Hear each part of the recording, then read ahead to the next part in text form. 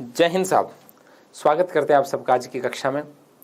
आप सब अपने घरों पर सुरक्षित, प्रसन्न, चित्तानंदित, अध्ययनरत होंगे, ऐसे हम मंगल कामना करते हैं।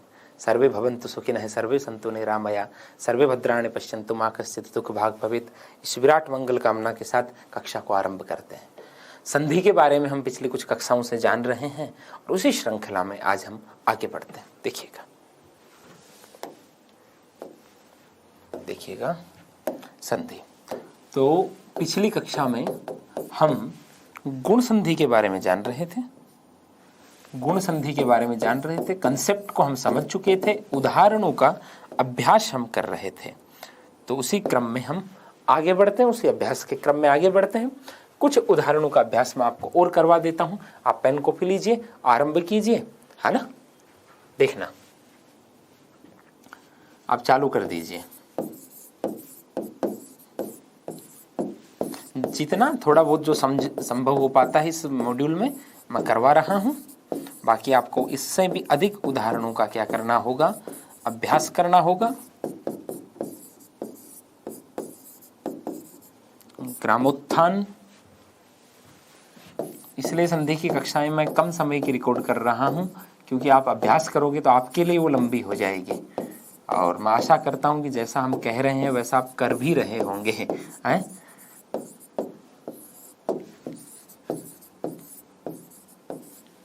जी,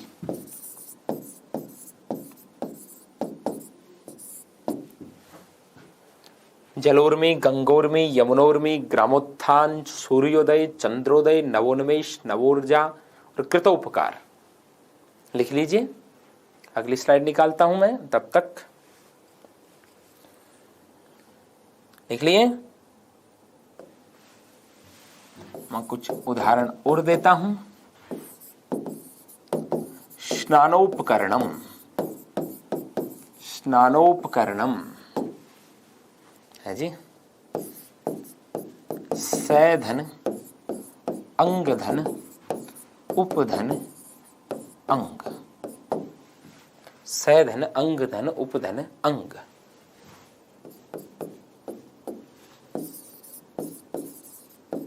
बस इतने से ही दे रहा हूं, हल कीजिएगा। दुग्धोपजीवी, दुग्धोपजीवी, दीर्घोपजीवी, अंत्योदय, अंत्योदय, अंतिम व्यक्ति का उदय हो, अंत्योदय। ठीक है। आप वीडियो पॉज करेंगे, हल करेंगे, उसके बाद आगे का वीडियो देखेंगे। ठीक है। मैं हल करवाता हूं, क्योंकि आपके अभ्यास के लिए मैं इतना लिख रहा हूं। जलोर्मी, जलधन, ऊर्मी, ऊर्मी मानी लहर। अब हमें ज्ञान होना चाहिए शब्द का। यदि हम यहाँ उर्मी कर देंगे तो ये गलत हो जाएगा। ऊर्मी, ओ दीर्घ आएगा। जलधन ऊर्मी। गंगोर में, गंगाधन ऊर्मी। यमुनोर में, यमुनाधन ऊर्मी। ग्रामोत्थान, ग्रामधन उत्थान, ग्रामधन उत्थान। सूर्योदय, देखना, सूर्यधन उदय। चंद्रोदय, चंद्रधन उदय। बड़े सरल से है। नवोन्मेष, नवधन उन्मेष, नवधन उन्मेष। नवोर्जा, नवधन ऊर्जा। और कृतोपकार, कृतधन उपकार, कृतधन उपकार। ठीक है। तो जहां त्रुटि हुई वहां सुधार करेंगे। कुछ एक उदाहरण का अभ्यास मैं करवाता हूं और कुछ एक का आप कीजिएगा। स्नानोपकरणम, स्नानधन उपकरणम, स्नानधन उपकरणम। अब इस उदाहरण को देख करके कई रुक जाते हैं, इतना बड़ा कैसे होगा। बड़ा सरल सा है जी। देखो, दो जगह दीर्घ हो रही है। सैधन अंग, सांग, उपधन अंग, उपांग। दो जगह है यहां दीर्घ हुई। अब सांगधन उपांग को मिला दीजिए, ए और ऊ का ओ बन गया और क्या बना, सांगोपांग। क्या बना, सांगोपांग। कंप्लीटली अंग उप अंग सहित सांगोपांग का अर्थ होगा। दुग्धोपजीवी, बोलिए, दुग्ध धन उपजीवी, दुग्ध धन उपजीवी। दीर्घोपजीवी, दीर्घ धन उपजीवी। अंत्योदय, अंत्योदय, अंत्य धन उदय, अंत्य धन उदय। ठीक है, ये कुछ उदाहरण हमने हल किए। ज्यादा से ज्यादा उदाहरणों का हमें क्या करना होगा, अभ्यास करना होगा। आगे बढ़े, ठीक है। इसी तरीके से हम आगे बढ़ते जाएंगे। और यहां मैं कुछ उदाहरणों की बात और कर रहा हूं, जैसे आप उनको हल कीजिए। एक बार आप हल कीजिए, त्रुटि होती है तो सदा के लिए स्मरण रहेंगे, है जी।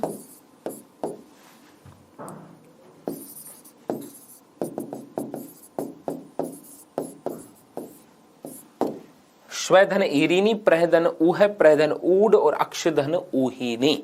अब देखो, कायदे से तो इन चारों में गुण संधि होती है कि ए और ई का मेल हो रहा है, यहाँ ए और ऊ का मेल हो रहा है, तो यहाँ ए आना चाहिए, लेकिन यहाँ ए आने के बजाय आई आ जाता है और रे पहले होने के कारण न का अण हो जाता, स्वैरिणी बनता है इसका। ठीक है, मैंने कहा था ना, रे के बाद न हो तो न का अण हो जाता। व्यंजन में इस नियम की व्याख्या करूंगा मैं। प्रधन ऊ है, कायदे से तो एक ही मात्रा आनी चाहिए, ए और ऊ के मेल से प्रो है, लेकिन यहाँ भी दो आती है, प्रौह बनता है। प्रधन उड, कायदे से तो एक आनी चाहिए नियमानुसार, लेकिन यहाँ भी दो आती, प्रौढ़ बनता है। अक्षधन ऊहिनी, कायदे से तो यहाँ भी एक ही आनी चाहिए, लेकिन एक आने के बजाय दो आ जाती है और अक्षोहिणी होता है। ये न का अण यहाँ भी बनेगा, क्यों? क्योंकि न से पहले मूर्धन्य है, क्षय में षटकोण वाला स मिला हुआ ना, मूर्धन्य है। ये नियम तो मैं बाद में बता दूंगा, न को तो छोड़ो अभी ये देखिए, यहाँ एक के बजाय दो दो मात्राएं आ गई। ठीक है, तो इनमें गुण संधि होगी या वृद्धि संधि होगी? इन सब में वृद्धि संधि होगी। कौन सी संधि मानी जाएगी? इन सब में वृद्धि संधि मानी जाएगी। ठीक है, ये प्रश्न विद्यार्थियों के बहुत मन में रहता है, गुरुदेव ऐसी स्थिति में क्या करें। तो मैं कंसेप्ट की बात करता हूँ। संधि किसे कहते हैं? वर्णों के मेल के कारण होने वाले परिवर्तन को संधि कहते हैं।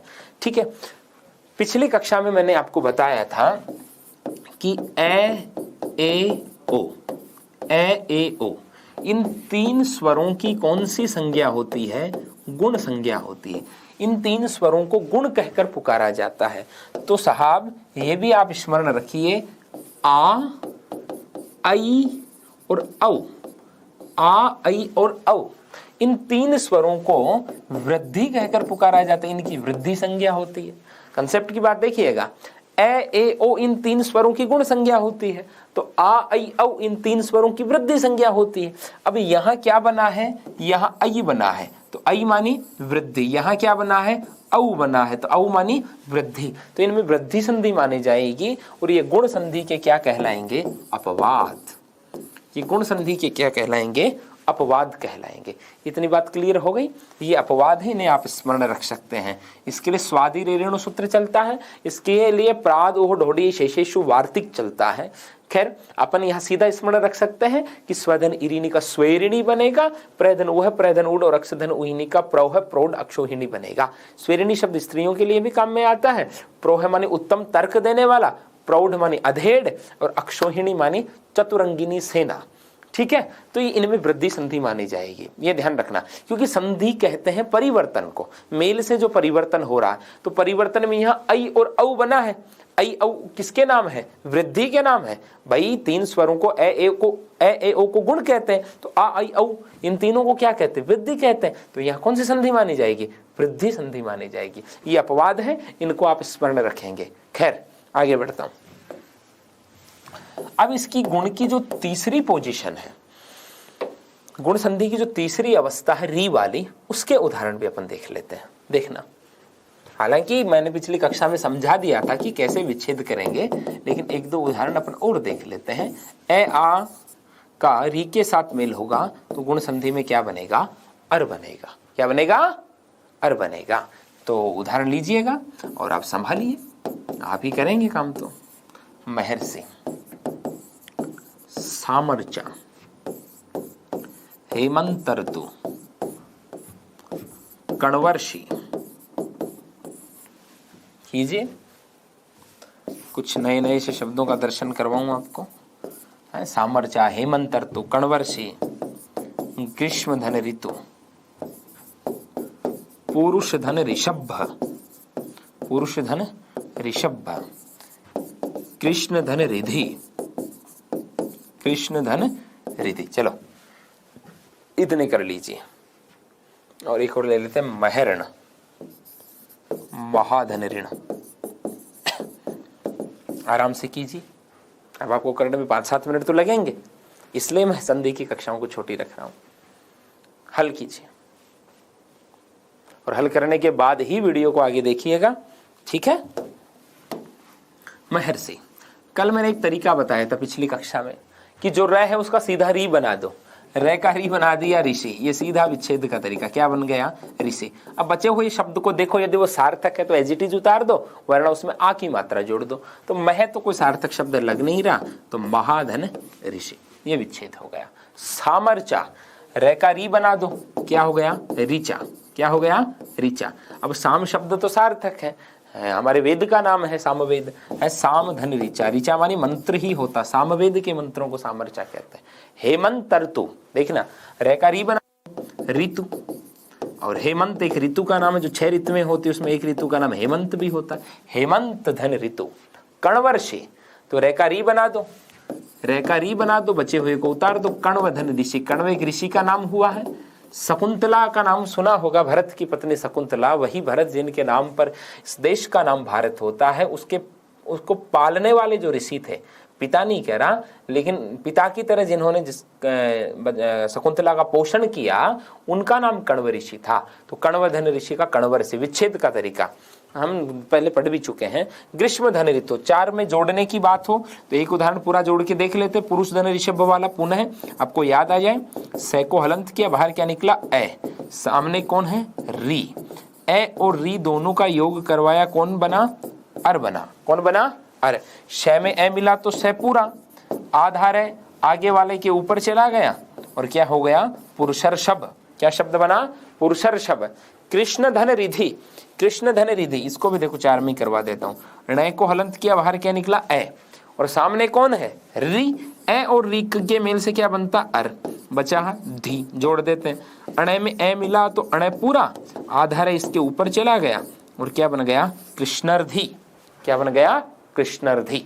समझ आया? ठीक है। ग्रीष्म धन ऋतु, इसका क्या बन जाएगा? ग्रीष्मर्तु।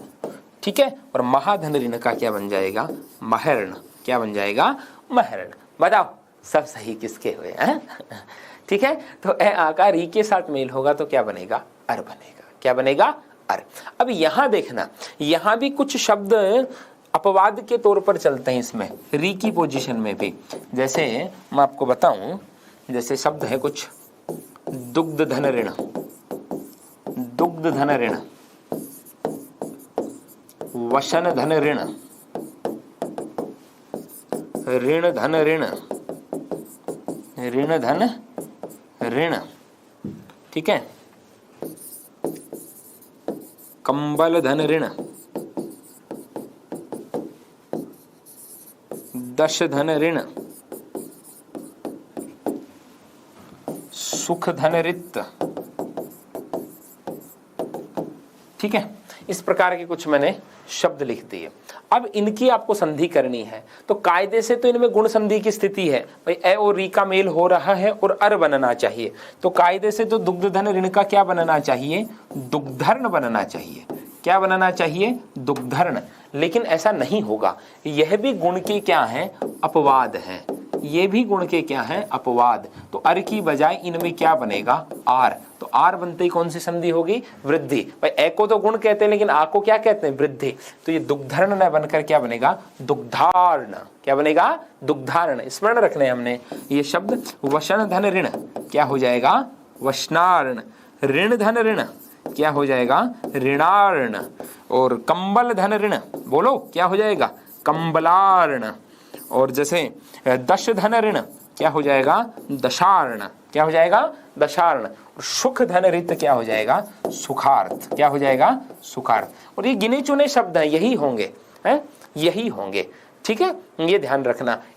इसके लिए इसका जो कारण है, यदि मैं उस कारण की व्याख्या करूं तो उसके लिए एक वार्तिक चलता है ऋते च तृतीया समासे, ऋते जय तृतीया समासे, कि यदि किसी शब्द का रित शब्द के साथ मेल हो, इसका विधान क्या है। हिंदी में आप अपवाद कह करके रटते तो आए हैं, लेकिन इसका नियम क्या है। यदि किसी शब्द के साथ रित शब्द का मेल हो और वहां तृतीया तत्पुरुष समास बन रहा हो, करण तत्पुरुष समास बन रहा हो, तो ही अर का आर होगा, तो ही वृद्धि होगी, अन्यथा नहीं होगी। कैसे? जैसे मैंने एक उदाहरण लिख दिया, परम धन रित, परम धन रित, तो यहां तो नियम के अनुसार गुण संधि होकर के परवर्ती बनेगा, क्योंकि इसमें तो कर्मधारय समास है, परम है अशौ रीत है, और इसके अंदर सुखेन रीत है, कर्ण तत्पुरुष समास है। तो आपके अभी इतनी समस्याओं में आप उलझना नहीं चाहेंगे, स्वाभाविक सी बात है, और मैं भी कहूंगा नहीं उलझना चाहिए। आप समस्याओं में उलझे तो फिर हमारी उपयोगिता क्या रही। इसलिए हम सीधा कह रहे हैं, मेरे प्रभु जो अपवाद है ये गुण संधि में ही है, इतने अधिक अपवाद, ठीक है, इनको आप स्मरण कर लीजिए, कोई समस्या नहीं रहेगी। ठीक है, बढ़ो आगे। ठीक है, देखना, तो ये अपवाद है, दुग्धारण, वशनारण, ऋणारण, कमलारण, दशारण, सुखार्थ, प्रवत्स्तर कमल वशनारण दशानाम ऋणे, इसका भी एक वार्तिक चलता महर्षि कात्यायन का बनाया हुआ। ठीक है, आगे बढ़ूं? हाँ, बढ़ते हैं। देखना, एकदम ऑफलाइन की तरह पढ़ना है अपने को, है ना, कोई उसमें प्रमाद नहीं करना है कि जल्दबाजी, संधि तो आती, नियम देख लिया, नहीं करना ना, उदाहरण दिए, अभ्यास कीजिए। ठीक है, हाँ, अब देखो अपन किस संधि में प्रवेश करने जा रहे हैं? वृद्धि संधि, और ये स्वर संधि का 5वां भेद है। 5 ही भेदों की चर्चा करते हैं अपन हिंदी में। ठीक है, वरना स्वर संधि के वैसे 8 भेद होते हैं, पूर्व रूप और पररूप होता है, और एक प्रकृति भाव भी होती है। हालांकि पूर्व रूप और पररूप के बहुत से उदाहरण अपने हिंदी में चलते हैं, लेकिन वो अपवाद कह करके पढ़ाए जाते हैं। ठीक है, जैसे वृद्धि संधि के अपवाद में कुछ उदाहरण आते हैं, वो पररूप के होते हैं, लेकिन पररूप संधि पढ़ने का विधान हिंदी में नहीं है, नहीं पढ़ी जाती, परंपरा नहीं है। ठीक है, तो वो 1-2 शब्द है वो स्मरण रखे जाते हैं। देखना वृद्धि संधि। अब देखो, मैंने कहा था यण की विपरीत कौन होगी? गुण। विपरीत कहने का मतलब ये है कि यण में प्लस के इधर जो स्वर थे वो गुण में इधर आ गए, तो अयादि वृद्धि दोनों का उच्चारण सेम सा हो रहा है, तो अयादि में जो स्वर थे वो वृद्धि में उधर आ जाएंगे। ये देखना आप। ठीक है, वृद्धि संधि, यदि ए आ के बाद ए आई ओ या औ हो, देखना, यदि ए आ के बाद ए या आई हो या ओ या औ हो, तो ए आ के बाद जब ए आई हो तो दोनों का मिलकर क्या बनेगा? आई बनेगा। क्या बनेगा? आई। और ए आ के साथ ओ औ हो तो दोनों का मिलकर क्या बनेगा? औ बनेगा। क्या बनेगा? औ बनेगा। यहां हालांकि मैं ये भी कह सकता हूं कि इसके बाद री आए तो इन दोनों का मिलकर क्या बनेगा? आर बनेगा। क्या बनेगा? आर। लेकिन इसका एक भी उदाहरण नहीं चलता। ये आर केवल अपवादों की स्थिति में ही काम आता है। जैसे अभी थोड़ी देर पहले हमने गुण के अपवाद देखे ना, उनमें आर बन रहा था, तो वो सब के सब किस संधि के उदाहरण कहला रहे थे? वृद्धि संधि के उदाहरण ही तो थे। अरे भाई, ये सभी उदाहरण कौन सी संधि के हैं? वृद्धि के हैं भाई। गुण के तो अपवाद हो गए, तो इन सब में कौन सी संधि मानी जाएगी? वृद्धि, क्योंकि इनमें सब में क्या बन रहा था? आर। तो आर का वैसे कोई उदाहरण नहीं चलेगा, केवल अपवादों की स्थिति में आर बनता है, इसलिए इसको न पढ़े तो भी कोई बात नहीं। ए आ का ए आई के साथ मेल होगा तो आई बनेगा, ए आ का ओ औ के साथ मेल होगा तो औ बनेगा। क्योंकि मैंने कहा कि आ आई औ,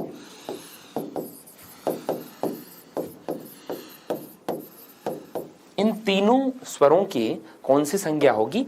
वृद्धि संज्ञा। कौन सी संज्ञा होगी? वृद्धि संज्ञा होगी। इतनी बात समझ आई? जैसे कुछ उदाहरण लेते हैं अपन इनके, एक एक उदाहरण ले लेते हैं चारों स्थितियों के, देखना जरा। जैसे मैंने कहा एक धन एक, एक धन एक। अब यहाँ कै को हलंत किया, बाहर क्या निकला? ए, और सामने कौन है? ए। आप बोलना वहां जहां बैठे हो आप, ए और ए दोनों का मेल करवाया तो क्या बना? आई बना। इधर कौन है जी? एक, और इधर कौन है? कै। कै के अंदर आई की मात्रा लगी कितनी? 2, और क्या बन गया? एकैक। क्या बन गया? एकैक। अब जैसे हमने एक ए का उदाहरण, आई का उदाहरण ले लेते हैं अपन एक। जैसे मैंने उदाहरण लिया स्वधन ऐच्छिक, स्वधन ऐच्छिक, ऐच्छिक नहीं ऐच्छिक, आई है ना, उच्चारण सही करना है। वै को हलंत किया, बाहर क्या निकला? ए, और सामने कौन है? आई। शेष को अलग कर दीजिए। ए और आई, इन दोनों के मेल से क्या बनेगा? ऐ बनेगा। क्या बनेगा? ऐ। इधर कौन है? स्व, और इधर कौन है? चिक, जो है शेष है उसको उतार दिया। अब वह में ऐ की मात्रा लगी, कितनी? 2, और क्या आ गया? स्वैच्छिक। क्या आ गया? स्वैच्छिक। क्या आ गया? स्वैच्छिक। जैसे ओ के उदाहरण भी ले लेते हैं अपन। जैसे मैंने ले लिया जल धन ओक, ओक अंजलि है। देखो ले को हलंत किया, बाहर क्या निकला? ए, सामने कौन है? ओ, ठीक है। अब ए और ओ दोनों का मेल करवाए तो क्या बन गया? औ। इधर कौन है? जल, और इधर कौन है? कै। ले में औ की मात्रा लगी तो क्या हो गया? जलौक। क्या हो गया? जलौक। ठीक है। अब एक औ का उदाहरण भी ले लेते हैं। जैसे महाधन अवदार्य, महाधन अवदार्य। देखना इधर, तो यहाँ है को हलंत किया तो बाहर क्या निकला? आ, और सामने कौन है? औ। आ और औ दोनों का मेल करवाए तो क्या बन गया? औ बन गया। क्या बन गया? औ बन गया। इधर कौन है? मह, और इधर कौन है? दार्य। है में औ की मात्रा लगी भगवान, और क्या बन गया? महोदार्य। क्या बन गया? महोदार्य। समझ में आ गई बात? तो ये आपकी कौन सी संधि हुई? वृद्धि संधि। ए आ का ए ऐ के साथ मेल होगा तो ऐ बनेगा। ए आ का ओ औ के साथ मेल होगा तो औ बनेगा। ए आ का री के साथ मेल होगा तो आर बनेगा, और यह आर केवल अपवादों की स्थिति में ही बनता है। ठीक है। तो ये उदाहरण हो गए। अब कुछ उदाहरण मैं आपको किसके लिए देता हूं? अभ्यास के लिए देता हूं, है ना। कुछ उदाहरण मैं आपको अभ्यास के लिए देता हूं। अब आप मेरे साथ जुट जाएं। 5-7 उदाहरण दे रहा हूं बस, हाँ, और आप करना, हल करना, देखना। जैसे अत्रैव, कुत्रैव, तत्रैव, वृथैव। पेन कॉपी उठा लो। वसुधैव, वसुधैव, ममेव, ममेव, गंगेश्वर्य, है, गंगेश्वर्य, यमुनेश्वर्य,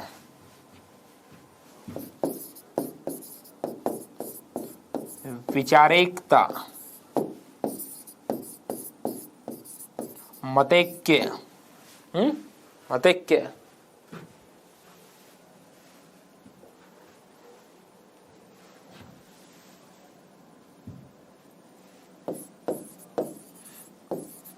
त्वमेव धन एनम, चय धन एक धन एक, चैकाकीनी। हाँ जी, अब देखिए इन्हें और आप इन्हें हल कीजिए और देखिए कितना सही कर पाते हैं अपन और कितना गलत हो जाता है। कोशिश करो, ठीक है।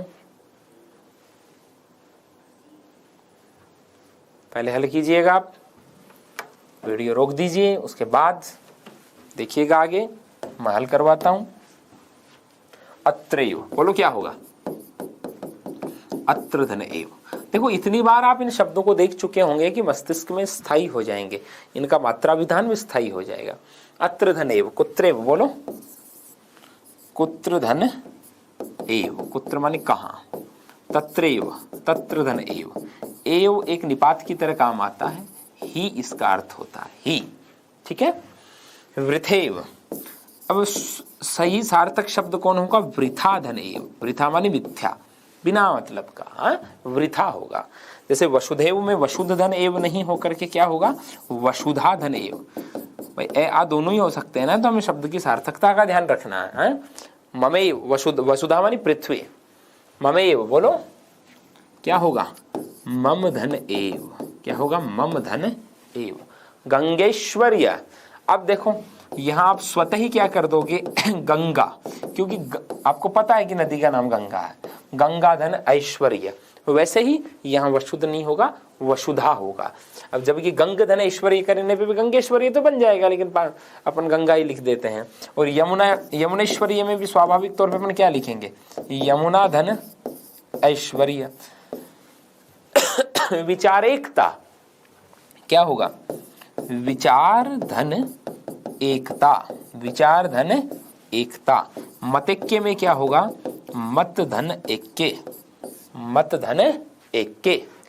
त्वमेव धन एनम, देखना यहां वह में से कौन निकला, ए, सामने कौन है, ए और ए का क्या बना, ऐ बना, तो क्या शब्द बना, त्वमेव एनम, क्या बना, त्वमेव एनम। ठीक है, आगे देखो, चय धन एक, दो जगह वृद्धि हो रही है, चय धन एक, ए और एक आई बना तो क्या बना, चैक, और चैक धन एक तो क्या बन जाएगा, चैकैक, दो जगह वृद्धि हो रही है, चैकैक है। और चैकैकाकिनी तो यहाँ दो जगह विच्छेद भी हो जाएगा, चय धन एकाकिनी। अरे इस शब्द में इस शब्द में क्या अंतर है, इतना तो सेम ही है, बाकी जो पीछे उसको तो जोड़ देंगे, हमें क्या लेना देना, हमें तो संधि देखनी है ना। चय धन एकाकिनी, ये आपका इसका क्या हो जाएगा, विच्छेद। जो गलत हुआ उसको सुधारो, राउंड लगाओ, मात्रा मत सुधारना, राउंड लगाओ उसके, और उसके पास में सही शब्द लिखो, ताकि दृष्टि जाए जब पन्ने पलटो तो सीधी वहीं जाए कि हाँ भाई यहाँ पर एक गलती कर चुके हैं। ओ औ के भी दो चार उदाहरण देख लेते हैं, देखना। गंगोघ, यमुनोघ, हाँ जी, गंगौदार्य, विचारौदार्य,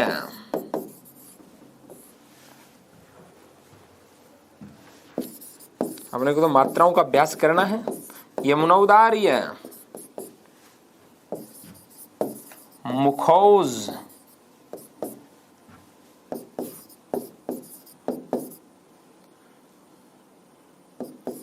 विचारौत्सुक्यम,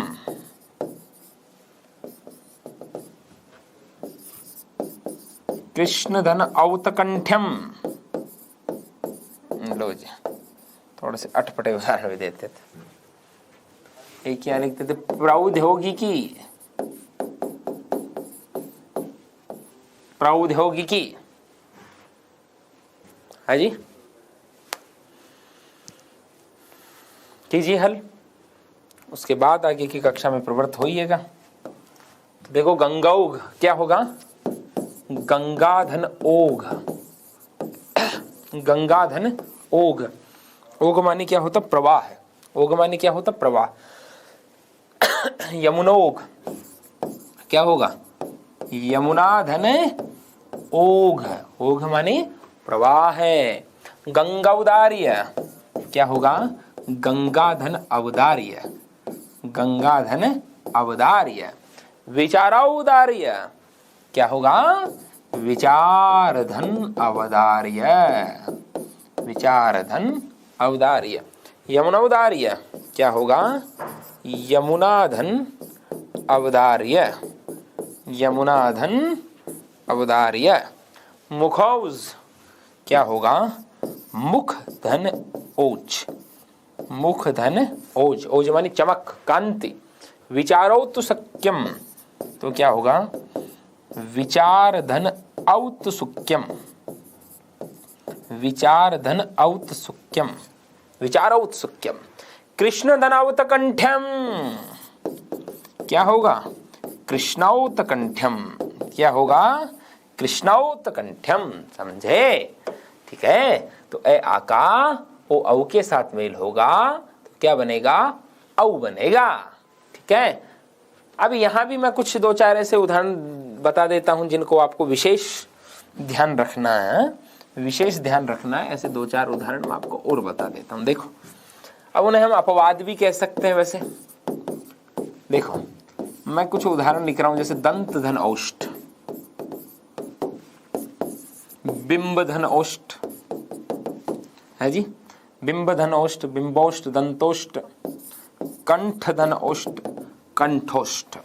ठीक है। अब ये जो ओष्ठ वाले जो उदाहरण है, इनको अमूमन अपवाद कह करके इनका एक रूप लोग लेते हैं, एक दंतोष्ठ, बिंबोष्ठ। भाई कायदे से इनमें दो दो मात्रा आनी चाहिए थी वृद्धि संधि के अनुसार, तो औ बनता, लेकिन इन्होंने औ नहीं बनाया, ठीक है, केवल ओ ही रख लिया, बाद वाले को ही रख लिया, तो ये अपवाद कहलाते। और इनमें वैसे संधि कौन सी होती है कायदे से? पररूप संधि होती है। पर मानी बाद वाला, बाद में कौन है? ओ, केवल ओ ही शेष रहा, और लोग इन्हें इतना जानते। लेकिन ये ध्यान रखना, इन दोनों के दो दो रूप बनते हैं। नियमानुसार इनका क्या बनना चाहिए था वो भी बनेगा। भाई नियमानुसार इनका ये बनना चाहिए था दंताउष्ठ, इसका क्या बनता? बिंबाउष्ठ, और इसका क्या बनता? कंठोष्ठ। कायदे से इनका ये रूप बनना चाहिए था, तो इन तीनों का ये रूप भी बनेगा। तो ये जब बनेगा तब तो नियमानुसार कौन सी संधि हो गई? इनमें वृद्धि। और अपवाद के तौर पे इनमें कौन सी हो जाएगी? पररूप। दोनों रूप सही है, बराबर सही है, कोई कम ज्यादा नहीं है, यह ध्यान रखना, ठीक है। हालांकि कुछ जैसे उदाहरण में लिख रहा हूं, जैसे सुख धन ओदन, पय धन ओदन, इनमें अपवाद स्वरूप कौन सी होती है? पररूप ही होती है। जैसे पय धन ओदन, इनमें अपवाद स्वरूप कौन सी संधि होती है? पररूप ही होती है। समझ में आ गई बात? आपको समझ में आ गई? ये आपको क्या रखना है? ध्यान रखना है, ठीक है। दंत धनोष्ट दंतोष्ट दंताउष्ट, बिंब धनोष्ट बिंबोष्ट बिंबाउष्ट, कंठ धनोष्ट कंठोष्ट कंठौष्ट, शुक धन ओदन शुकोदन, पय धन ओदन पयोदन, ठीक है। ये वृद्धि संधि, और इसी के साथ हम विश्राम दे रहे हैं स्वर संधि को। लेकिन उससे पूर्व स्वर संधि की कुछ विशेष अवस्थाएं, जिन्हें आप अपवाद भी कह सकते हैं, कुछ विशेष शब्द भी कह सकते हैं, वो मैं बता देता हूं। कई दफा परीक्षा में पूछे जाते हैं, कई बार, और हाँ स्मरण है तो बता देता हूं, और आप भी स्मरण रख लेना क्योंकि आवश्यक है। हाँ ठीक है, तो देखिएगा, इसमें स्वर संधि के अन्य नियम कह करके इसके अंदर मैं कुछ आपको बताता हूं। एक दीर्घीकरण की प्रक्रिया होती है, कुछ गिने चुने शब्द आप उनको सीधे स्मरण रख सकते हैं। भाई जैसे मैंने कहा उत्तर धनखंड, उत्तर धनखंड, इसका क्या हो जाता है? उत्तराखंड। क्या हो गया? उत्तराखंड। जैसे मैंने कहा दीन धननाथ, दीन धननाथ, क्या हो जाता है? दीनानाथ, है। जैसे मैंने कहा जी मूसल धनधार, क्या हो जाएगा भगवान बोलो? मूसलाधार, है जी, क्या हो जाएगा? मूसलाधार, ठीक है। उत्तराखंड, दीनानाथ, मूसलाधार। इसमें एक दो शब्द ऐसे और भी चलते हैं, जैसे मैंने कहा प्रतिधनकार, इनके दोनों रूप बनते हैं, प्रतिकार, और जो हमेशा बनता है कायदे से उपसर्ग की अंतिम मात्रा छोटी, प्रतिकार। क्योंकि प्रतिकार का जब उच्चारण करते हैं तो उच्चारण दीर्घी आता है, प्रतिकार, ठीक है। और जैसे प्रतिधन घात, तो इसके भी दोनों ही रूप बनेंगे, प्रतिघात और प्रतिघात। प्रतिघात किया जाए तो आप सुनने में आपको निश्चित तौर पे उच्चारण दीर्घ की ही प्रतीति होती है। प्रतिघात किया जाए, प्रतिघात है, प्रतिघात ऐसे भी प्रयोग में ले सकते हैं, लेकिन उच्चारण अमूमन इसका लेंगे घात के बदले घात के अर्थ में लेंगे, तो इसको बोलेंगे तो अपन ऐसे ही बोलेंगे प्रतिघात, प्रतिघात किया जाए, प्रतिकार किया जाए, तो उच्चारण दीर्घ आ रहा है। और मैंने कहा था संधि में जो परिवर्तन है वो उच्चारण के कारण, संधि होते ही उच्चारण परिवर्तन के कारण है, ठीक है। तो ये है कुछ शब्द मैंने आपको दिखाए, लिखे, ठीक है। दीर्घीकरण, दीर्घीकरण, इनमें मात्रा दीर्घ हो रही है। अब कुछ शब्द मैं आपको और बताता हूं, देखो कुछ मैं आपको और बताता हूं जिनमें क्या होता, अंतिम स्वर में परिवर्तन होता है, अंतिम स्वर में परिवर्तन होता है। जैसे नवधन रात्रि, तो रात्रि शब्द क्या बन जाता है? रात्र बन जाता है, नवरात्र। तो अपने को स्मरण रखना है। जैसे अहन धन रात्रि है, अहन का अहो बनता, वो कैसे बनता वो मैं व्यंजन में बताऊंगा। अहो धन रात्रि, तो क्या हो गया? अहोरात्र हो गया, रात्रि का रात्र हुआ ना, ये स्मरण रखना है। जैसे प्रतिधन अक्षी हमने लिखा था, तो अक्षी का अक्ष हुआ, अंतिम स्वर में परिवर्तन ही तो हुआ, ई का ए हो गया, भाई अंतिम स्वर ई था, ए हो गया, प्रत्यक्ष बना, ठीक है। अब अक्षी के भी बहुत से उदाहरण हो सकते हैं, जैसे पुंडरीक धन अक्षी, भगवान विष्णु को कहते हैं ना पुंडरीकाक्ष, ठीक है। तो यहाँ भी अक्षी का अक्ष हो गया। हमने जैसे लिखा था सूधन अच्छा, अच्छा का अच्छ हो गया, और क्या हो गया? स्वच्छ हो गया। तो ये अंतिम स्वर में परिवर्तन, ये एक दो बातें आप यहाँ भी ध्यान रखिएगा। एक जो है बात वो और आपको ध्यान रखनी है, वो बात क्या है समझना। वो बात क्या है समझना, वो है प्रथम शब्द के अंतिम स्वर का लोप। जो शब्द आए उसके अंतिम स्वर का लोप कैसे, जैसे शब्द देखना आप, ये कुछ गिने चुने शब्द हैं, इनका ध्यान रखना है। जैसे मैंने लिखा कुल धन अटा, कुल धन अटा, चाहते थे इनको नहीं बता करके ये भी आगे बढ़ सकते थे, लेकिन ना, इनको ध्यान रखना है, पूछे जाते हैं। कायदे से इसमें दीर्घ संधि होगी और कुलाटा बनेगा, लेकिन प्रथम शब्द के अंतिम स्वर लय में जो ए है उसको सुनने कर दो तो उसकी जगह ये ए ले लेगा, कुलटा। क्या बनेगा? कुलटा है। जैसे मैंने शब्द लिखा शक धन अंधु, तो इसका भी क्या रहेगा? शकंधु। कब रहेगा? जब कह के ए को हम सुनने करेंगे तो रहेगा, वरना तो शकांधु बनेगा। जैसे मैंने शब्द लिखा कर्क धन अंधु, और क्या बनेगा? करकंधु बनेगा। क्या बनेगा? करकंधु। हालांकि वैसे इनमें पररूप संधि है सकंधु करकंधु में। महर्षि कात्यायन का वार्तिक लिखा हुआ सकंदवादिषु पररूपम वाच्यम, सकंदो आदि शब्दों में पररूप समझनी चाहिए, ठीक है। लेकिन अब अपने यहाँ पररूप का विधान नहीं और इतना जानते नहीं, इसलिए हम सीधा सीधा अपने इसको यही कर लें तो ज्यादा बेहतर होगा कि भाई ये स्वर संधि के अपवाद के तौर पर कुछ शब्द है, इनकी संधि क्या होगी ये हम ध्यान रखें, ठीक है। हाँ, जैसे और भी कुछ शब्द, जैसे मैंने कहा अपधन अंग। अब अपधन अंग के दोनों रूप बनेंगे, अपंग भी बनेगा और अपांग भी बनेगा, दोनों प्रचलन में। अपंग दिव्यांग के लिए काम में लेते हैं और अपांग शब्द का अर्थ आंख की कोर, आंख की कोर को अपांग कहा जाता है, ठीक है। यहाँ जैसे कुछ शब्द और भी होते हैं, जैसे मैंने कह दिया सारधन अंग, सारधन अंग, इसके भी दोनों रूप बनेंगे, सारंग भी बनेगा और सारंग भी बनेगा। सारंग बोलते बलशाली को, और सारंग शब्द के तो बहुत अर्थ होते हैं। सारंग ले सारंग उड्योर सारंग पुग्यो आय, जे सारंग सारंग कहे मुख को सारंग जाए। तो सारंग शब्द के तो बहुत अर्थ होते हैं, अनेकार्थी शब्द है सारंग तो, ठीक है। मोर, पक्षी, स्त्री, धनुष, हिरण, कई अर्थ होते हैं इसके। बादल, सर्प, अच्छी आवाज, कई अर्थ होते हैं सारंग के। एक शब्द और लिख रहा हूं, सीम धन अंत, इसका भी क्या होगा? सीमंत और सीमांत दोनों बनेंगे। सीमंत बोलते हैं महिलाएं जो सिर में मांग भरती है उसको सीमंत बोलते हैं, और सीमांत बोलते हैं सरहद को, ठीक है। हालांकि अब हमें यहाँ सीधा बताना पड़ रहा, बाकी इसका सारंग है पशु पक्षिणो सारंगो अन्य, सीमंत है केश वेश सीमांतो अन्य। कात्यायन ने वार्तिक लिखे हैं इनके, महर्षि वररुचि ने, जिनका नाम कात्यायन भी होता है। तो इन कुछ शब्दों का ध्यान रखना है। यही आपको मैं दो शब्द और बता रहा हूं, उनको परीक्षा में पूछे भी जाते हैं, ध्यान भी रखना है। पतत धन अंजलि, और इसका क्या बनता है? पतंजलि। इसमें भी अंतिम स्वर का लोप कर रहे हैं भाई, तय में तो कोई स्वर नहीं, तय में इस तय में ए है तो उसके साथ आगे वाले का लोप ही हो गया, अत का लोप हो गया, तो इस तय में ए मिला तो क्या बन गया? पतंजलि, ठीक है, पतंजलि। एक ऐसा ही शब्द और आ जाता मनश धन ईशा, मनश धन ईशा, इसका भी क्या बन जाता है? मनीषा। क्या बन जाता है? मनीषा। एक मृत धन अंड, मृत धन अंड, और इसका क्या बनता? मार्तंड। हालांकि आजकल हिंदी में इसको मार्त धन अंड पढ़ने की परंपरा भी चल गई, बाकी मृत धन अंड ही होता है, ये मूल इसकी संधि मृतंडे भाव सूत्र से ऐसा ये काम होता है। बाकी मार्त धन अंड या मृत धन अंड, लेकिन अंतिम स्वर का लोप हुआ तभी क्या बनेगा? मार्तंड। मार्तंड किसको कहते हैं? सूर्य को। किसको कहते हैं? सूर्य को। ये आपके कुछ शब्द है पतंजलि और मनीषा, ठीक है। हालांकि व्याकरण की यदि गहराई में जाएं तो इनकी टी संज्ञा होती है, अचो अंत्यादि टी अचाम मध्ययो अंतिश आदिर यश्यत टी संज्ञा शात, बाद में उसका लोप होकर के बड़ी लंबी प्रोसेसिंग। अपन यहाँ हिंदी में अपने पास उपाय भी नहीं, अपने को सीधा पढ़ना ही होता है, स्वाभाविक सी बात है। ना बताए जाएंगे, ना समझे जाएंगे, ना बता पाएंगे, ना समझा पाएंगे, दोनों स्थितियां होती है शिक्षकों और विद्यार्थियों के मध्य। अब माँ संस्कृत की हल्की सी कृपा है तो हम इन्हें बता तो सकते हैं, लेकिन वो आपकी आवश्यकता नहीं है, इसलिए हम सीधा आपको बता दें पतत धन अंजलि का पतंजलि बनेगा और मनस्तन ईशा का मनीषा बनेगा। इन कुछ गिने चुने शब्दों का आप ध्यान रख सकते हैं, कुल्टा, सकंदु, करकंदु, अपंग, अपांग, सीमंत, सीमांत, सारंग और सारांग, ठीक है। तो ये आपकी स्वर संधि यहाँ क्या लेती है? विश्राम लेती है। आपको अधिकाधिक क्या करते रहना, इसका अभ्यास करना है, ज्यादा से ज्यादा अभ्यास करते हुए आगे बढ़ना है।